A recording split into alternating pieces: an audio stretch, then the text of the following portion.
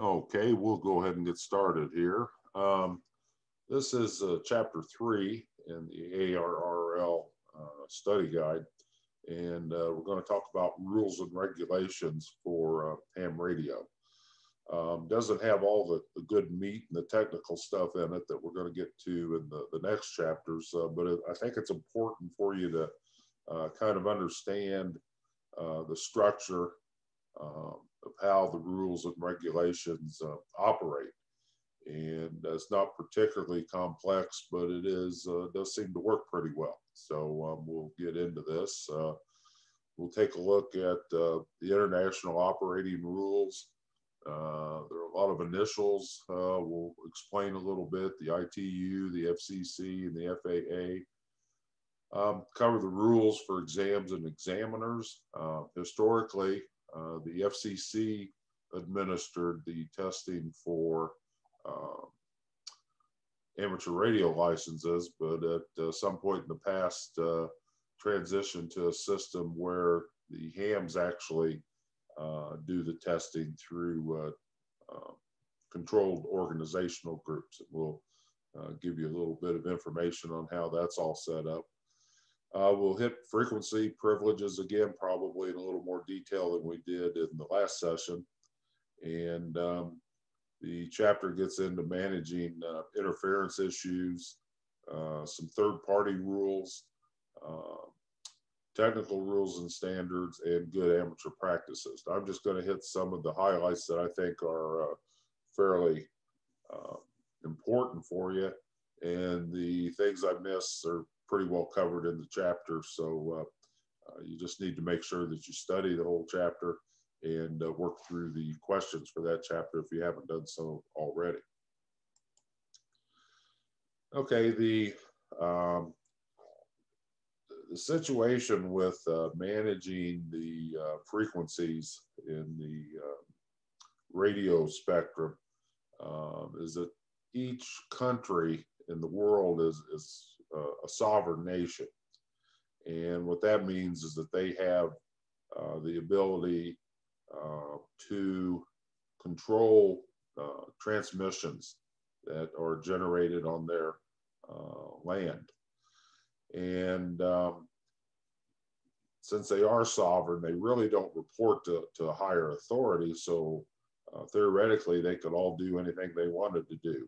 But obviously, that would cause a lot of chaos on the bands, and it would make it very difficult to communicate from one country to another, which is one of the good things about ham radio. That's one of the things it's meant to do. So what's developed is the ITU, or the International Telecommunication Union, and that was established by treaties amongst all the most of the countries around the world. And they have agreed to work together to coordinate and try to make as useful as possible the merging and the operation of the different frequency bands in the different countries. So one thing they did was to kind of divide the world up into 3 regions. And you can see on this map, we're in region 2, which includes primarily North America and South America. Region 1 is basically Europe and Africa and Middle East here. And then region 3 is Asia and Australia in broad strokes. So where you run into this every once in a while is, say, for example, you're setting up a logging program or ham radio deluxe or something like that. You set up your station information, and one thing they often ask is, what ITU region are you in? So obviously we'd identify ourselves in region 2, and then there's some other geographical type numbers that you have to put in to further refine your location in the world. So that's where when they start talking about the ITU region, this is what they're referring to. Then, so that ITU really tries to take care of the world, and manage the relationships there through treaties, and there are a lot of committees that work together and those types of things. So here in the United States, the primary authority for radio communication is the FCC, or the Federal Communications Commission. Now, the FCC is responsible for managing the entire spectrum. So they have rules and regulations for all different types of operating in different sections of the radio spectrum.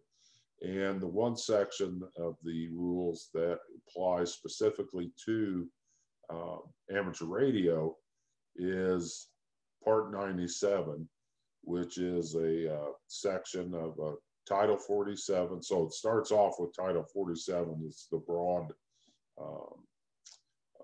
rules and regulations. Then you go to Chapter 1, Subchapter D, and Part 97 is what we deal with on for the amateur radio service. So everything the FCC requires is contained in that Part 97. Now, I've put the link to that Part 97 on the internet, put the link down here. It wouldn't be bad for you to bookmark it, and particularly you might take the opportunity now to call up that website and kind of go through and see how the amateur radio service regulations are put together. And then that way, if you encounter something down the road that you're not sure of, may make it a little easier to go find the actual FCC requirements. Now, keep in mind, there are certain things that the FCC regulates by law and regulations. But the thing, as we talked about in the last section, is that there's the concept, which I find extremely good. It's the idea of generally accepted practices within the amateur radio community. So these are just procedures and methods and general agreements on how we operate as hams, and that pretty well does more of the detail of how we actually operate. So the hierarchy is you've got the FCC with the rules and regulations, and anything not covered in that in terms of specifics, we cover with the generally accepted practices. And that works pretty well too. So I just think that's one of the good things about ham radio, but that's just my opinion. Okay, getting into the amateur licensing rules, as I mentioned, the FCC used to administer the test, and now there's a system in place called the Volunteer Examiner Coordinator System. And what that is that there are 14, I think it is, organizations, ham clubs, groups, ARRL is one of them. But these 14 organizations have been authorized by the FCC to administer the FCC test. So the VECs, these groups, are the ones responsible for scheduling, operating, grading the test, reporting the results back to the FCC, who then takes the output from these groups and adds your license and information to the FCC database. So you'll see references to VEC, Volunteer Examiner Coordinator. That's the organization that's doing it. And the two that I'm familiar with, I'm a VE in both of these, is the Amateur Radio Relay League, or ARRL, and the Laurel Amateur Radio Club, another VEC, and they're the ones we work with to give our test. And our ham group, the Treasure Lake Sportsman's Club ham group, is in the process of finalizing the training and operation needed for us to become an authorized group that can give the test through the Laurel Amateur Radio Club.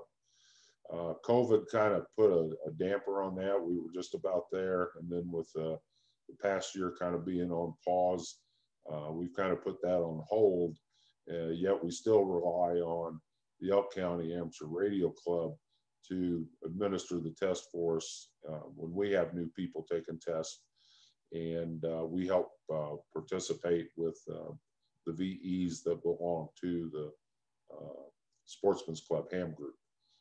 So it's not a critical need for the group to get that authorization, but it is something we'd like to complete at some point in the future. So then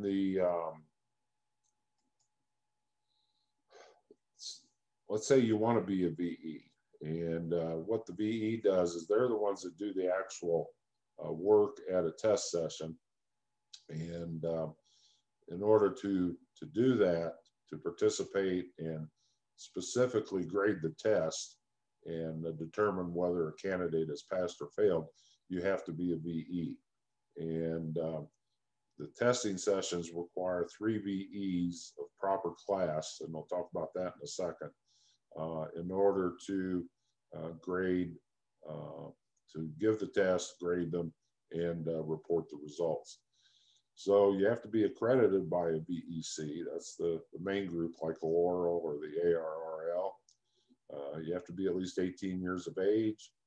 You need to hold a general class or higher license, and it must be listed in the FCC database. The FCC database is kind of the proof positive of whether you're licensed or not. If you're not in the FCC database, you're not licensed. It's just that simple. Excuse me. And you have to have never had your amateur license suspended or revoked. So those are the things you need to be involved with and or satisfy. And then there's a test, the ARRL, for example. It's a kind of a take-home test that you have to pass. So you'll study, take the test, and send the results in to get your VE certification. Now, as far as allowed license exams by VE license class, and this makes sense if you look at it, but if you're a general and you're a VE, you're only allowed to manage examinations for the technician test or element 2. If you're advanced, then you're also able to administer tests for the general and the technician tests, both elements 2 and 3. And then if you're an amateur extra and a VE, then you can administer the test for the amateur extra, general, and technician class license. So with these first 2, you're able to certify and participate in testing of those classes below you. Since amateur extra is the highest class, you're authorized to do the VE function in all 3 tests. So I think right now our group, we have about 6 VEs, and I think 3 of us are extras. So we're able, with the 3 extra VEs, to, at least from a VE standpoint, be able to completely man a full license test then. And then one thing that's a little different on the general test than you had when you got your technician license is when you're able to use the frequency privileges. If you recall, when you passed your technician license, I'm going to have to pause things here. Okay, I'm back. Apologize for that. That's one of the hazards of doing these things from home, I guess. So I'll go ahead and start back at the beginning because I forget where I left off. But one of the differences you're going to find with the general license is the point in time when you're allowed to use your frequency privileges. If you recall, when you passed your technician exam, you were not able to use any of the frequencies until your name and call sign appeared in the FCC database. And that, as it turned out, the last session we did was the next day.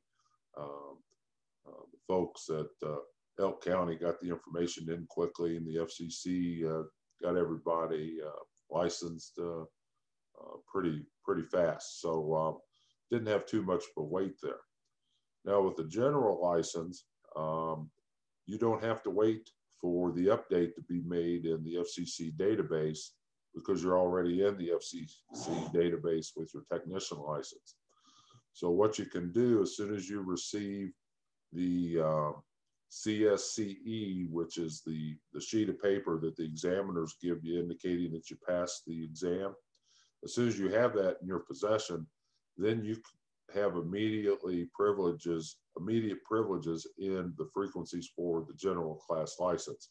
So you would then be able to get on the air, and when you give your call sign, you'd have to put a suffix on your call sign and say K3SKS temporary AG or /AG. And I think the AG stands for acting general, or I'm not sure what the exact wording is, but it tells the people that are hearing your call sign that if they look you up in the database, it'll show you as a technician, but you're indicating to them that you've passed the test, you have your CSCE, and you have privileges for that frequency that you're on. And then on CW or digital modes, you add a /AG to your call sign. So it'd be K3SKS/AG if I was sending that by Morse code. And then once your license has been upgraded in the FCC database to general, then you can drop the /AG designation with your call sign, because it's not uncommon, and I've seen it several times. You're on the air, say I'm in the extra part of the band, and somebody will give their call, and a couple of other people will hear that. And with the way the computers are, you can instantly check someone's call sign and their license just by entering the call sign and access the FCC database, and they'll see that you're not an extra, for example. You may only have a general license at that point, and they'll chase you out of there. You know, they'll usually it's in good fun, but you know, occasionally guys get a little irate, and but you know, as long as you're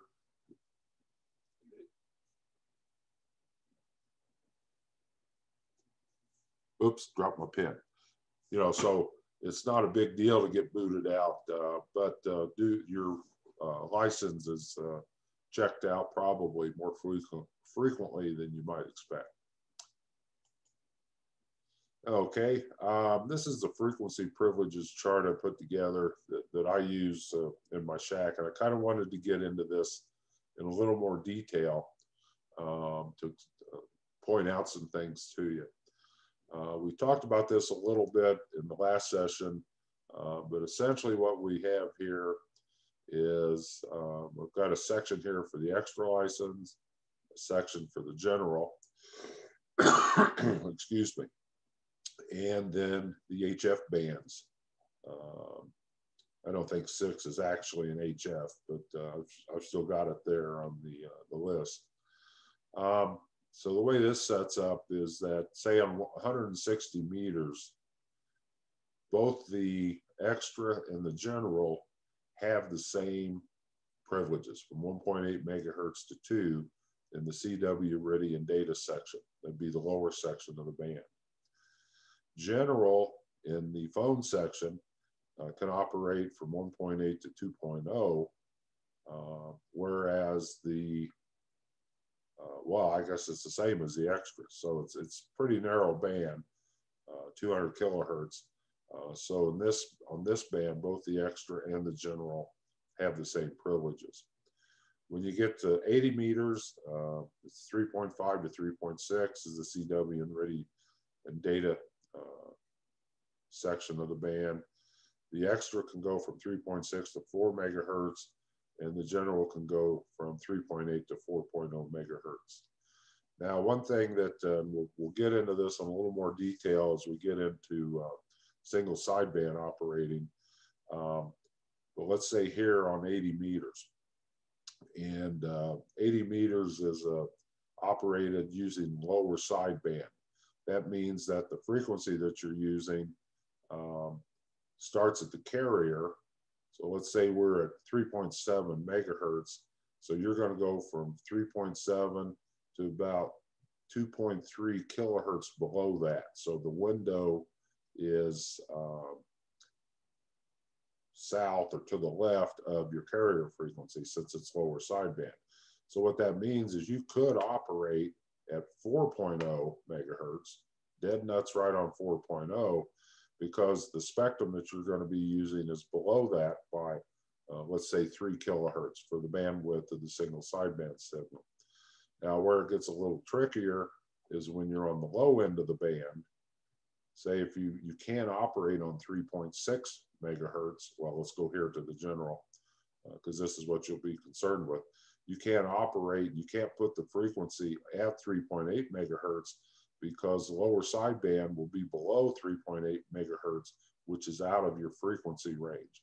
So you would need to operate not at 3.8 megahertz, but you would have to, the lowest frequency you could actually operate with single sideband would be 3.803 megahertz.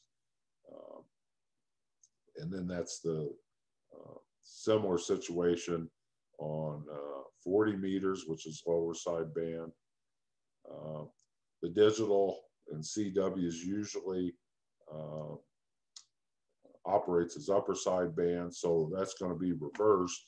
You have to be careful when you get up to the upper edge of the band, because you don't want, say you can't go to 10.150 upper sideband because the 3 kilohertz window that you're going to be operating is outside of your privilege range. So the highest, although you won't be doing a single sideband here on 30 meters because it's all digital and CW, but let's say on 20 meters, the highest frequency you could have on your dial would be 3 kilohertz less than this upper edge.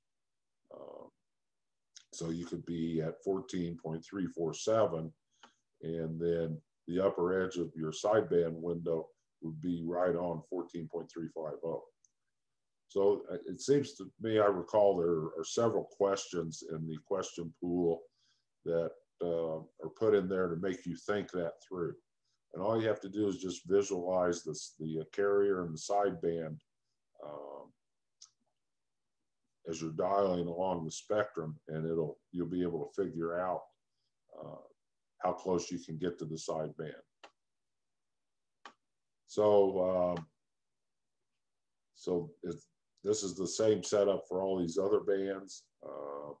Some of the bands, like here, for example, at 17 meters, the extra and the general are the same, still pretty narrow bands.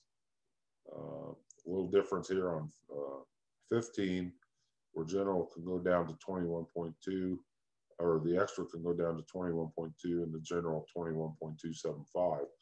So this is why I like this table, is because there are some inconsistencies here, or it doesn't repeat itself on every band. You can just take a quick look at it and know what you can do. And then over here, as you recall, 60 meters is a channelized band, and we're secondary service, so we can only operate at these 5 frequencies with an effective bandwidth of 2.8 kilohertz. So when you get into HF operating, you need some sort of guide like this, or the ARRL band plan you can use. But I found this just to be a quick way to look at it. And what will happen is you get more time on the different bands, you're going to know what these frequencies are. For example, I operate 80, 40, and 20 quite a bit. So I can tell. Seldom do I have to look these up because I just remember from use. So that's a good way to make sure you don't get out of your frequency range that you're have your privileges. The other thing that you'll run into when you start using HF is people interchangeably describe the band they're on either as the bandwidth or the frequency. And that too with time will become just automatic to you. You'll know that if you see a frequency that's a 7 megahertz signal, it's 40 meters. You don't have to memorize these things. You'll have to, you'll just have to, you'll pick it up as you go along and use it. I know, for example, very seldom do I do 17 through 10 or even 6. So I always have to look these up. I do know 10 is 28 megahertz because we do some things on 10 meters. But when you start getting into these other bands, which currently I haven't found a lot of activity on them, which is one reason I don't spend much time on them. But you may need to have that ready reference to get going there. So I think that's about all I can say about that. There's another organized group that you need to be aware of. And I don't think we covered this in the technician section, although we probably should have.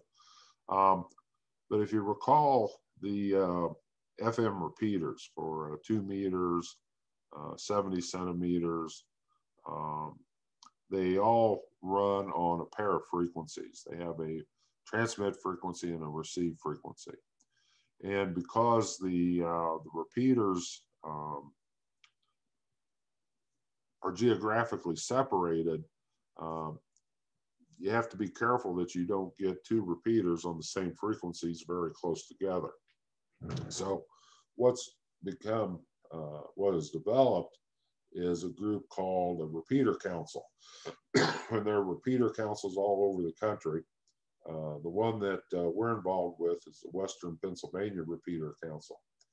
And it's the another one of these, it's not an FCC rule or law or regulation. It's a generally accepted practice that you coordinate repeaters through a repeater council. So it's their job to, if you apply for a repeater frequency, it goes through the Western Pennsylvania Repeater Council, and you request the frequencies you want to use and where it's located, and they'll make sure that you don't put a repeater in that will interfere with other repeaters in the area. So they have that, one of their primary responsibilities. There's a list of, they coordinate the amateur radio repeater systems, control and link frequencies, endorse band plans, arbitrate disputes, and foster interest in amateur radio. So that's what this repeater council does. If you want to know more about that, here's the link to their webpage. I think they meet, I don't recall if it's quarterly or every 6 months to conduct business, but it is an active group. There's some volunteers from our area that are on it. So just another thing you may encounter if you hear reference to Repeater Council. Okay, this section on technical rules and standards. One of the big differences between the technician license that primarily deals with FM simplex and FM with repeaters is that with the general license, you're getting into the HF section. And the 2 main concerns of the rules and regulations are managing your transmitted power and your digital transmissions. And there's another principle, a similar one to generally accepted practices, but the FCC states sort of broadly that what should be guiding what you're doing on the amateur radio bands follow good engineering and good amateur practice. And they have some guidelines about that, but it's really kind of vague. It's not as specific as you might think it is.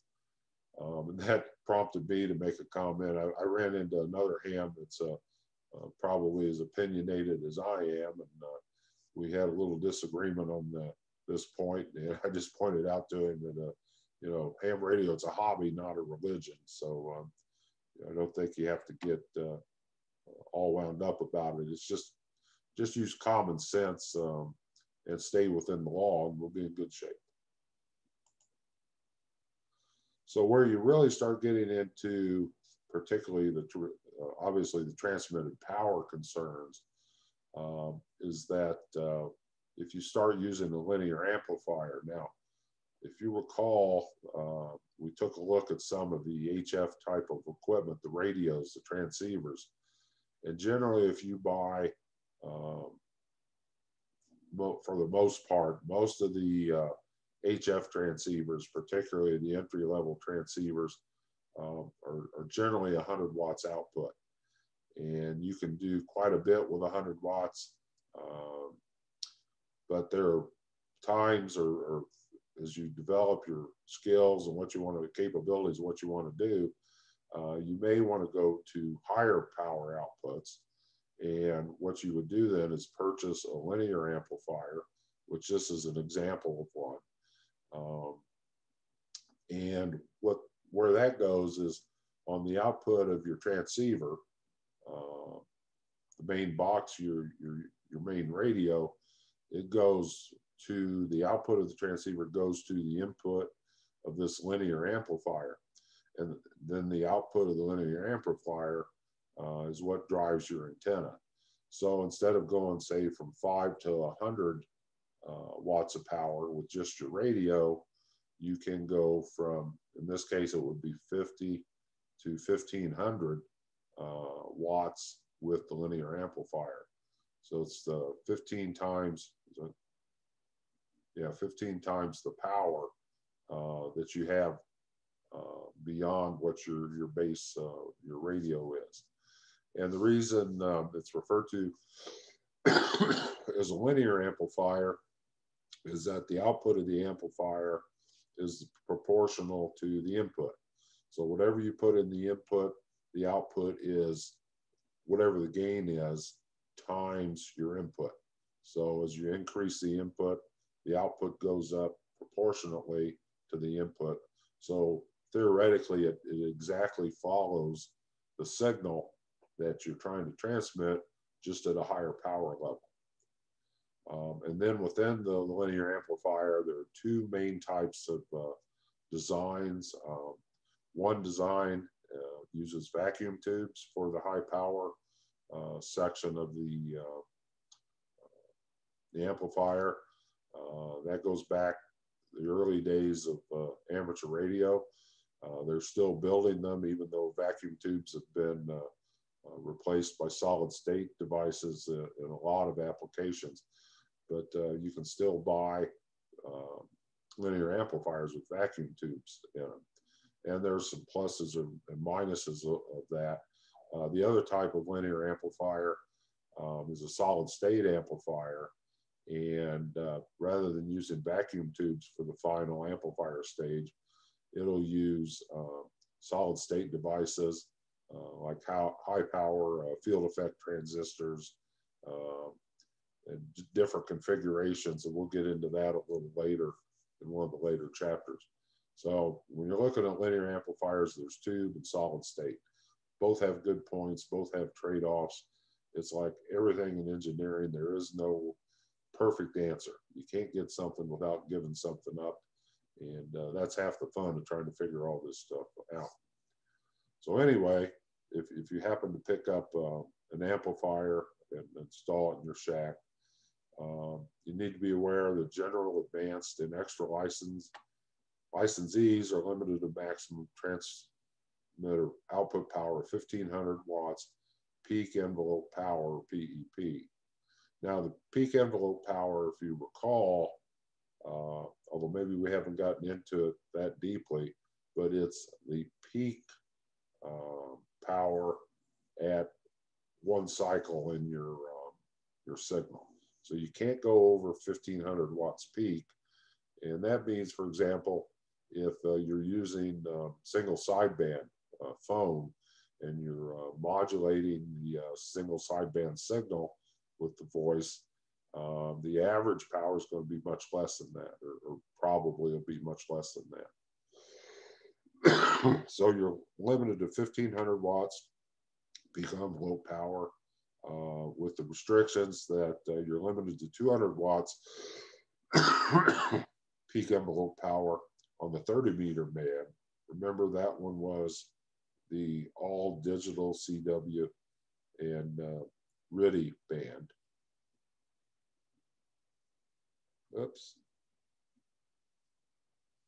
So you're limited to 200 watts peak envelope power on 30 meters, the 10 megahertz band. And we're also restricted to 100 watts effective radiated power. Now that's the power out of the antenna on the 60-meter band, with the maximum signal bandwidth of 2.8 kilohertz. And that's this band over here. 60 meters is the band that's restricted to 5 channels or 5 frequencies and 2.8 kilohertz bandwidth. So if you operate on 60 meters, if you want to transmit, you'll be limited to 100 watts effective radiated power from your antenna. Now, what that means is that since it's from the antenna, if you're transmitting, say, 100 watts from your transceiver, you're not going to be getting 100 watts effective radiated power out of the antenna, because you're going to have losses along the line. It'll be less than 100 watts being delivered to the antenna, and unless you have unity standing wave ratio, you're going to get reflection back, so that's energy that's not being radiated. So if you're operating a 100-watt transceiver, that's not much of a concern, because there's no way you're going to get 100 watts out of that antenna being radiated. But you can easily do it if you use a linear amplifier. So you have to be concerned about that if you're operating on 60 meters with a linear amplifier. The other thing on the digital transmissions, primarily concerned with the bandwidth of the transmitted signal. And this is a table that shows on the different bands what the symbol rate or the baud rate, maximum baud rate you can use for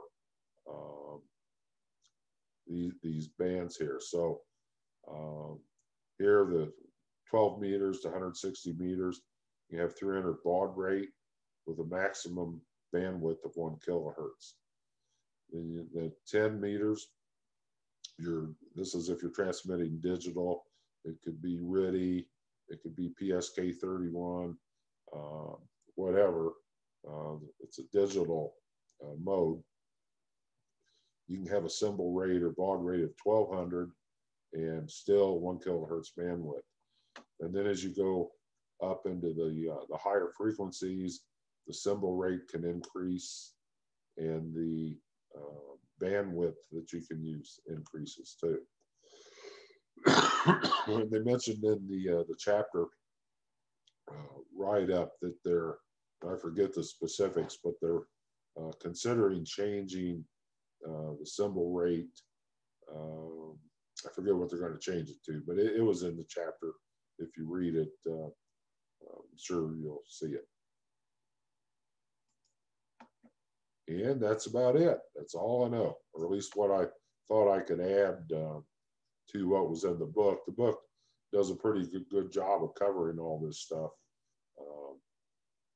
I just thought I'd offer some input from my experience that I've had with some of this stuff. So I guess that's the end of chapter 3, and next week is chapter 4. I forget what that is, so let's just take a look, since recording time's cheap. And let's see, where am I at here? I think we start getting into the fun stuff next week. So, ham radio, general test study. Here it is. This is where the fun starts, guys. Components and circuits. Boy, we're just going to have a ball, I can tell you. We'll get into understanding some of the circuits, different components, and if you haven't had any experience in this, don't worry about it. That's what I think we can help you with. We can get you through. Here's Ohm's law. This is how I remember it. This is how my dad taught it to me back when I was in grade school. So the fun starts next week, and I think we've got quite a bit to cover. See how many. 36, 38 slides. So that'll probably be a good hour and a half to 2 hours. So I plan on recording that session too as well. So if you guys have any questions, don't hesitate to get a hold of me and let me know. And I'm going to stop the recording now and hope to have this posted on YouTube shortly. So we'll catch you later. 73.